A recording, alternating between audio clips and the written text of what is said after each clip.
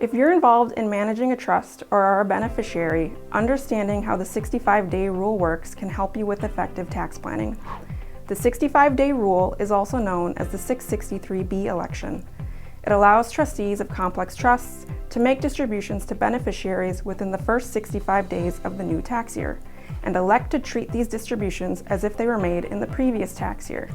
So why is this important?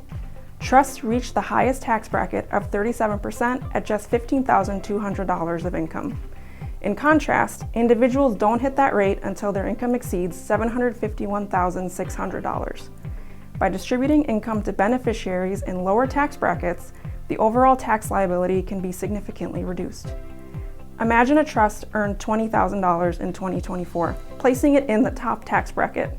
If the trustee distributes that income to a beneficiary in a lower tax bracket by March 6, 2025, and makes the 65-day election, the income is taxed at the beneficiary's lower rate for 2024, resulting in tax savings.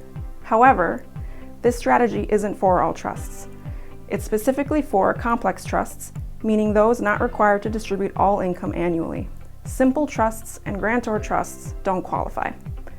To make the 65-day election, trustees need to indicate this choice on IRS Form 1041 when filing the trust's tax return. You should consult with a tax professional to ensure compliance and optimal tax outcomes. The 65-day rule offers a valuable opportunity for tax planning in complex trusts. By understanding and appropriately applying this rule, trustees can make informed decisions that benefit both the trust and its beneficiaries. For personalized advice, always consult with your tax advisor.